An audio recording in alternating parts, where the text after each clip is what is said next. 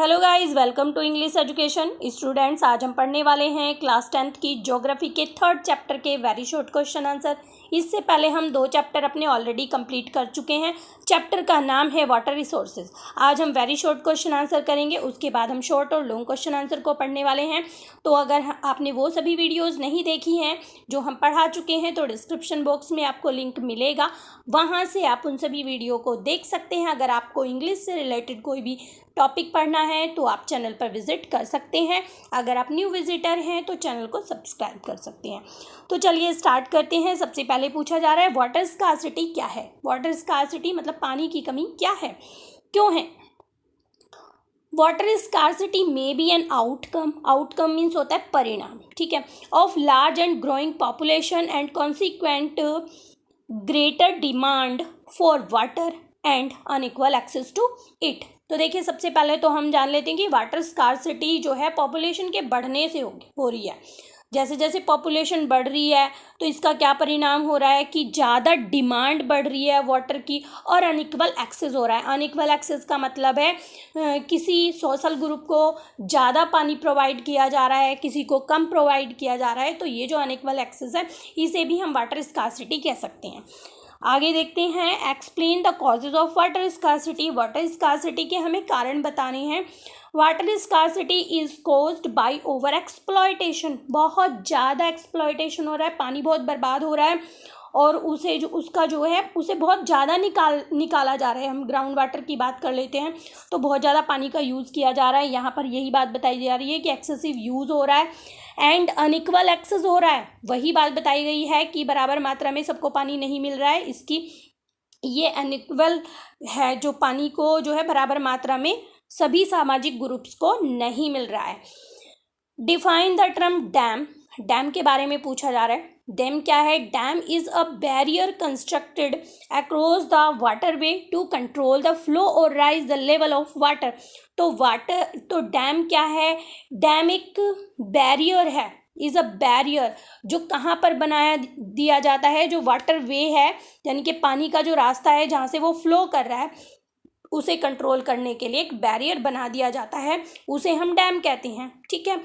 It is also understood as body of water control by such a barrier. हम इसे ऐसे भी कह सकते हैं कि ये वो बैरियर है जिससे वाटर बॉडी को कंट्रोल किया जाता है, ठीक है।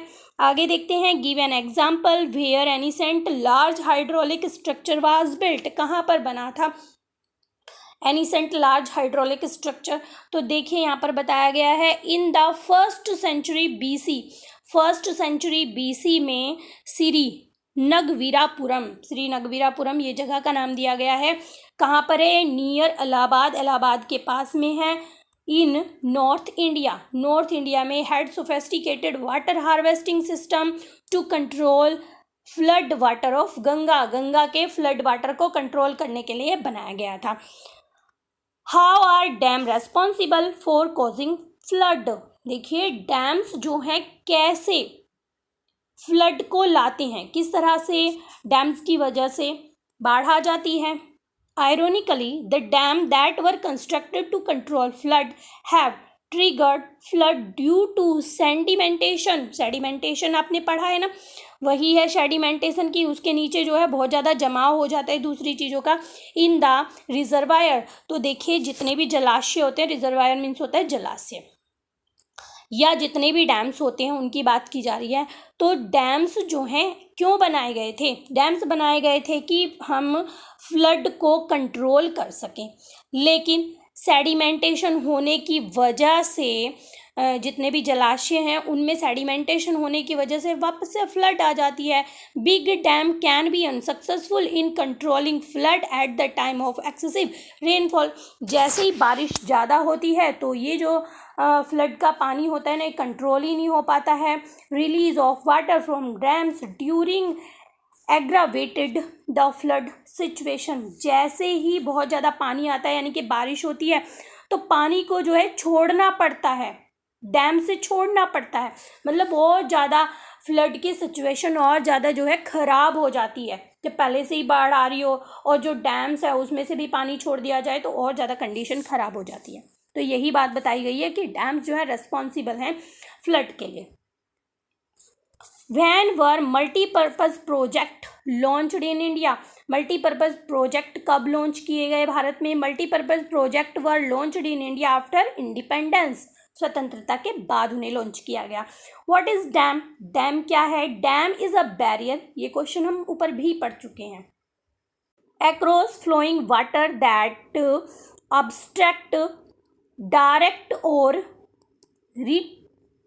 retards the flow, often creating the reservoirs, lake और impoundment। तो देखिए यहाँ पर बताया गया है कि जो डैम्स क्या है, एक बैरियर है, एक बैरियर बना दिया जाता है फ्लो करते हुए पानी के सामने, जो क्या रोकता है, जो डायरेक्ट फ्लो है ना पानी का उसको रोकता है।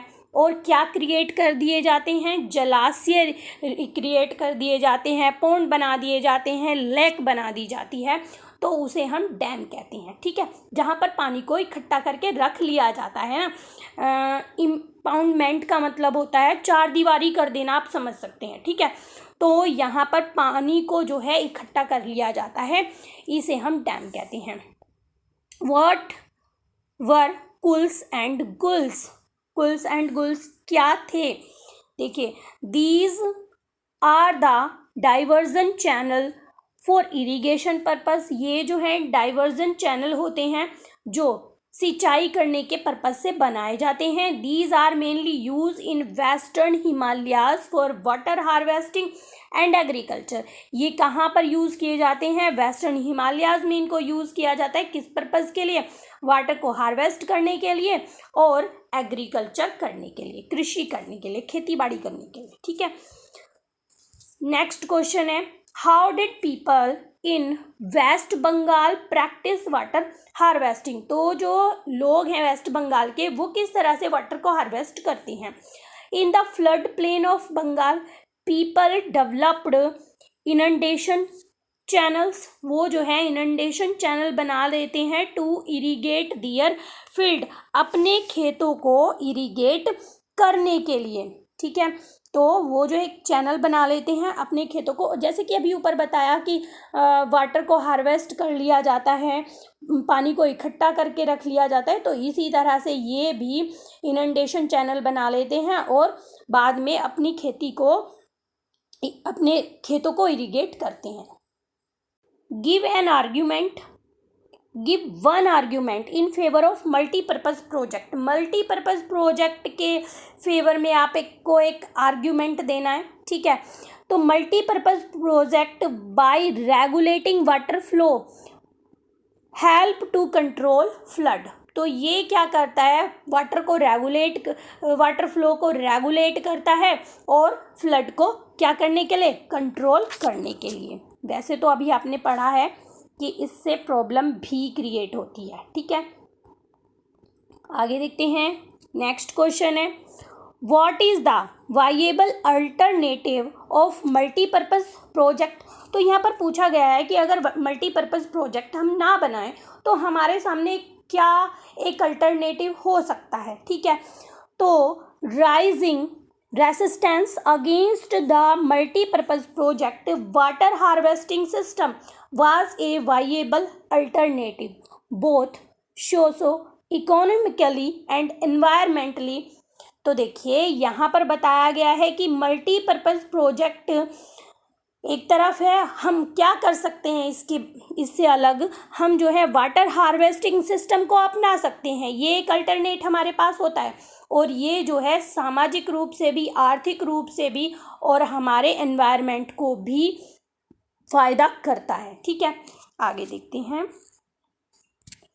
How did people in ancient time exercise water harvesting system? तो एनिसेंट टाइम में जो लोग थे वो वाटर हार्वेस्टिंग सिस्टम कैसे करते थे?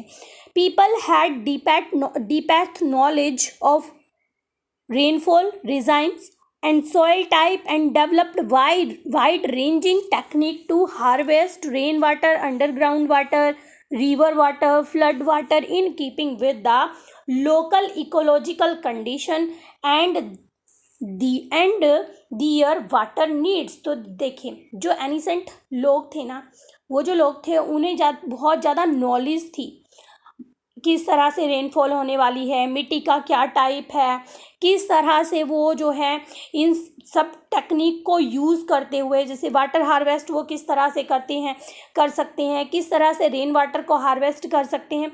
तो ये सारी टेक्निक वो जानते थे, ठीक है।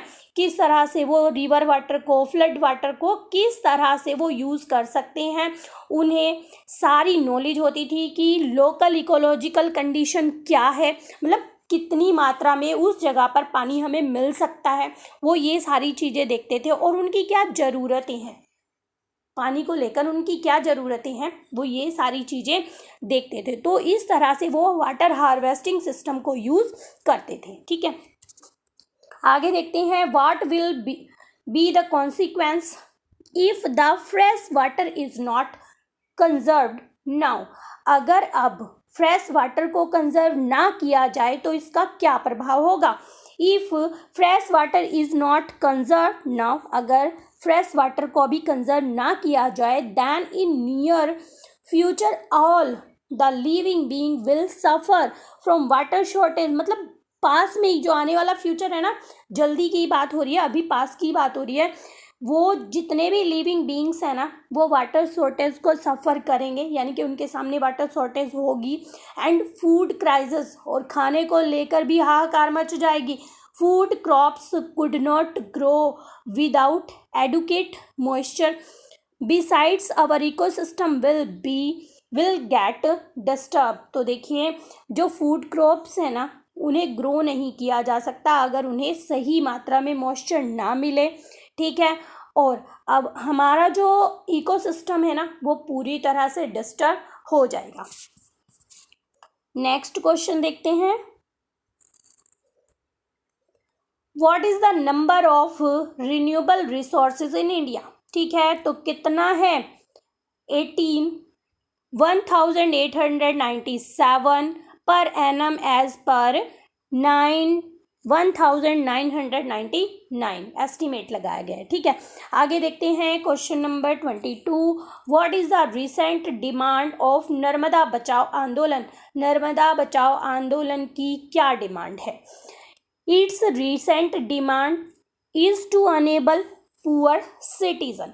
तो इसकी डिमांड क्या है कि जो गरीब लोग हैं ना, कि अब नर्मदा बचाओ आंदोलन चल रहा है कि उसके आसपास जो रहने वाले लोग हैं उन पर ध्यान दिया जाए, specially displaced people to get full rehabilitation facilities from the government. तो देखिए रिहेबिलिटेशन का मतलब है पुनर्वास, ठीक है। तो क्या होता है, सपोज करो कोई प्रोजेक्ट बन रहा है, तो उस प्रोजेक्ट के बनने से, जैसा कि आपने चैप्टर में पढ़ा था कि लोग जो हैं अपनी जगह से शिफ्ट उन्हें होना पड़ता है, वो गरीब लोग होते हैं, उनके पास कुछ नहीं होता है, तो अगर उनके घर छूट जाते हैं तो वो उनके अंदर इतनी भी कैपेसिटी नहीं होती है कि वो अपने घरों को बना सके, वो कहीं पे जाके ज़मीन खरीद सके। तो जो है यहाँ पर यही बात बताई गई है कि उनकी यही डिमांड है कि वो जो लोग हैं ना, जो दूसरी जगह शिफ्ट कर दिए जा रहे हैं, उनकी पुनर्निवास की व्यवस्था जरूर हो, उन्हें ये फैसिलिटी गवर्नमेंट से जरूर मिले, ठीक है। आगे क्वेश्चन देखते हैं, in which region did people built kuls and kuls for irrigation. ठीक है, कौन से रीजन में लोग गुल्स और कुल्स बनाते हैं इरिगेशन के लिए। तो people built guls and kuls in hilly and mountainous areas, या रीजन्स कह सकते हैं, ठीक है। तो हिली और माउंटेन रीजन के लोग जो हैं गुल्स और कुल्स का यूज करते हैं। What are टंकाज। टंकाज क्या है। Tankas were underground storing tanks of drinking water in arid and semi arid region of Rajasthan. Arid आप जानते ही हैं, जहाँ पर सूखा पड़ जाता है, ठीक है। तो यहाँ पर देखिए टंकाज बताया गया है, अंडरग्राउंड स्टोरिंग टैंक होते हैं। ये टैंक होते हैं जिनमें पानी जो है इकट्ठा करके लिए रखा जाता है पीने के लिए, ठीक है। और ये कहाँ पर होते हैं, एरिड और सेमी एरिड रीजन में राजस्थान के। टंकाज वर बिग ह्यूज टैंक्स, ये बड़े टैंक होते हैं for storing rain water from the roof top of all the houses, सभी घरों की छतों के ऊपर जो रेन वाटर होता है ना, उस वाटर को इन बड़े बड़े टैंक में इकट्ठा करके रखा जाता है। नेक्स्ट क्वेश्चन है, what are the popularly term as the temple of modern India. तो देखिए, टेम्पल ऑफ मॉडर्न इंडिया के बारे में पूछा गया है। Multipurpose project are popularly known, जो मल्टीपर्पज़ प्रोजेक्ट है ना, उन्हें जाना जाता है इस नाम से। किस नाम से? The temple of modern India, modern India का टेम्पल उन्हें कहा जाता है।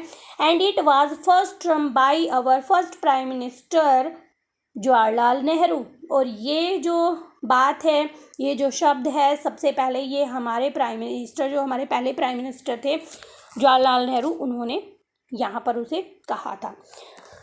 व्हाट डज पैलार पानी मीन, पैलार पानी मीन का मतलब क्या है?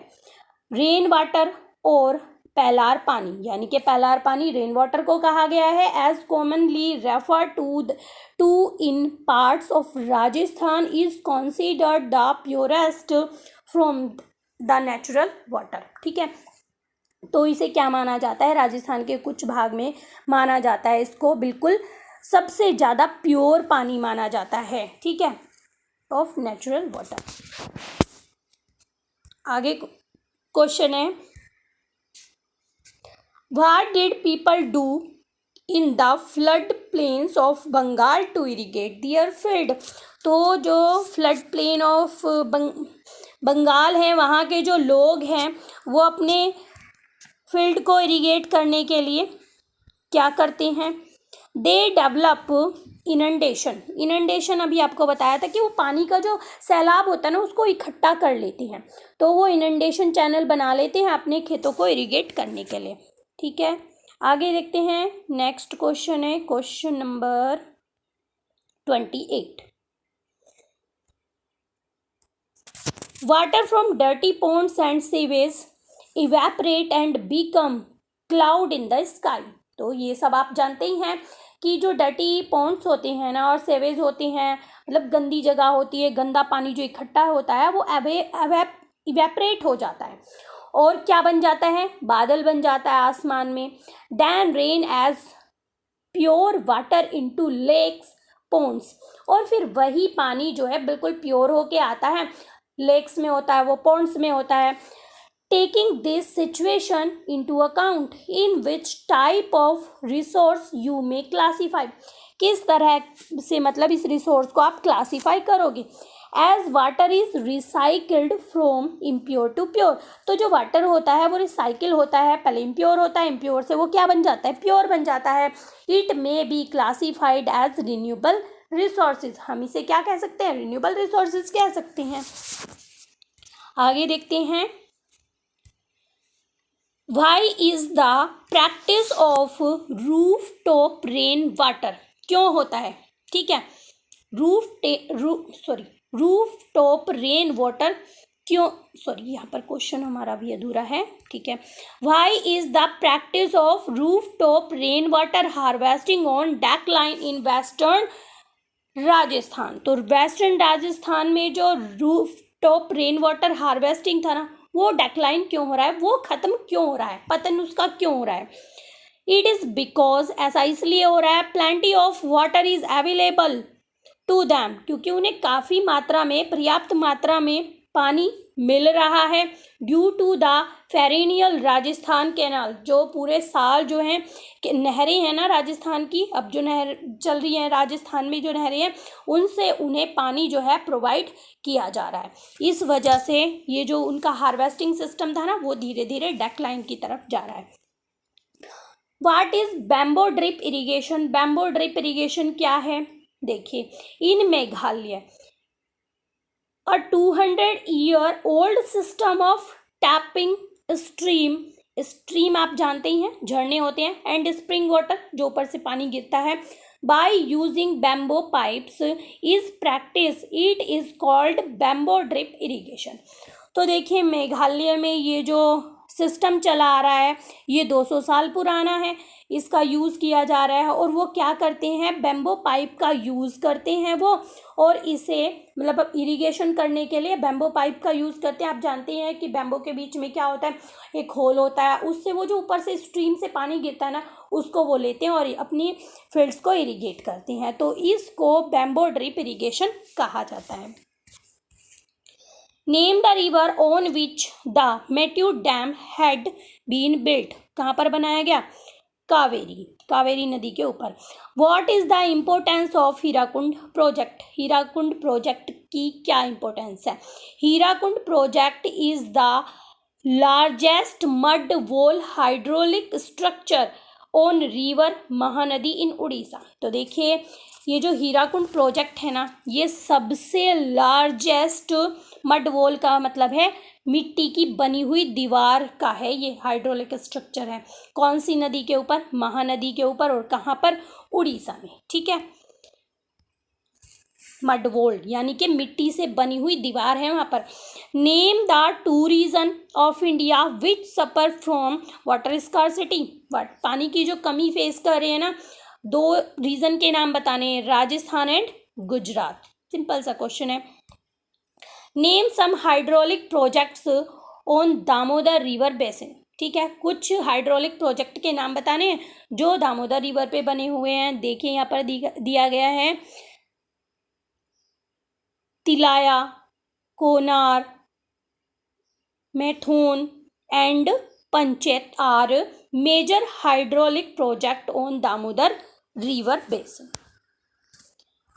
नेक्स्ट क्वेश्चन है, hydraulic power contribute about 22 of its total energy produced in India.